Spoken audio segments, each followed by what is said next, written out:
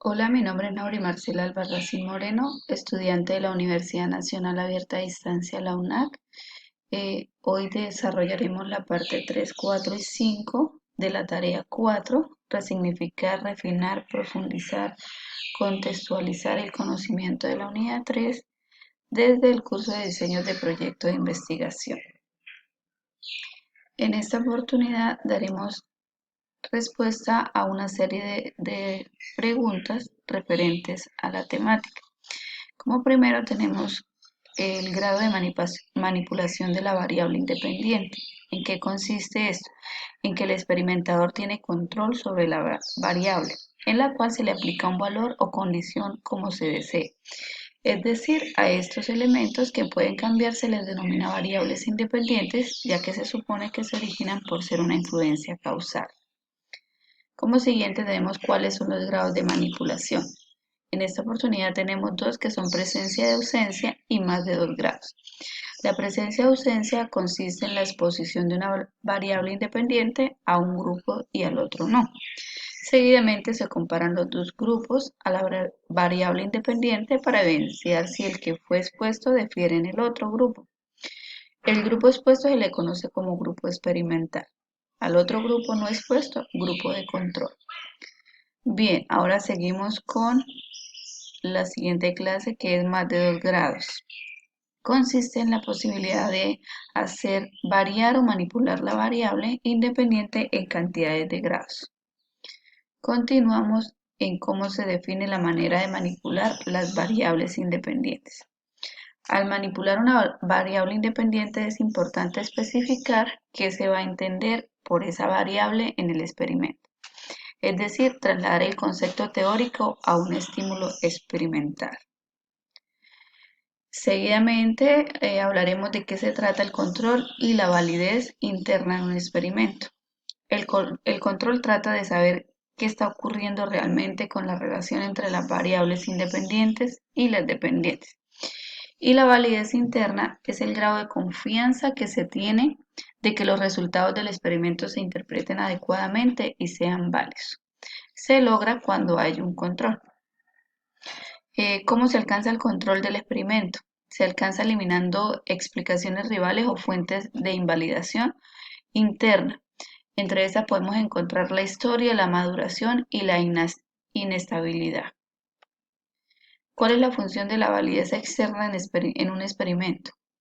Es dirigir una pregunta de carácter amplio referente al grado con que pueden generalizarse los resultados de un experimento.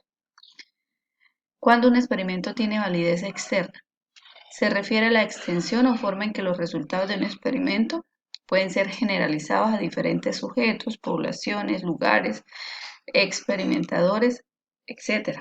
Por ejemplo, cuando en una investigación se envían cuestionarios para encuestar a estudiantes elegidos al azar. ¿Cómo se logra el control y la validez interna? Se debe tener en cuenta la comparación de varios grupos, mínimo 2 grupos. Debe haber una equivalencia entre los dos grupos de experimento y debe haber manipulación de variable independiente. En marco de la enseñanza y aprendizaje y evaluación de las matemáticas, se selecciona una serie de variables independientes y dependientes. Entonces tenemos que tener claridad que las variables independientes son utilizadas para describir o medir el problema estudiado y las variables dependientes son utilizadas para describir o medir los factores supositorios para la causa o que es influyente en el problema. ¿Cuántos niveles o modalidades podrían incluirse para cada variable? Dependiendo de la situación problema o la situación que se va a estudiar, es donde se establece ya la cantidad precisa que se va a utilizar. Entre esas, pues tenemos las variables cualitativas, que entre ellas están las nominales y las ordinales. Y también tenemos las variables cuantitativas, que tenemos las continuas o tenemos las discretas. En este caso, en el marco de la enseñanza de las matemáticas, pues las que más se recomendarían son las variables cuantitativas, ya que debemos saber o medir el porcentaje o lo que está causando la problemática y cómo lo debemos abordar. Tenemos que contar con unas cifras para poder buscar estrategias de nivelar esas dificultades. Estos niveles o modalidades, ¿cómo podrían traducirse en tratamientos experimentales, siendo agregados en el diseño de investigación donde se evidencia la coherencia con la situación planteada? Es la oportunidad, ya sabemos que el diseño es como el bosquejo, es como la guía para empezar un proceso de investigación, entonces ahí es donde tenemos que tener claro qué niveles o modelos podríamos incluir en estos experimentos, en la investigación experimental, y por ende que se puedan incluir y que sean con relación a la situación planteada. Se tendría un nivel de ausencia cero de la variable independiente. ¿En qué consistiría esto? Al tener ausencia cero en esta variable, entonces quiere decir que tenemos carencia en lo siguiente. No tenemos asignación al azar o aleatoria, no hay un grupo o sujetos o casos, no hay tratamiento, estímulo o condición experimental, no hay una medición de los sujetos de un grupo, hay ausencia de un estímulo, es decir, que es un grupo de control o testigo. No va a ser un grupo experimental, obviamente. Muchas gracias, espero les haya sido de importancia la información.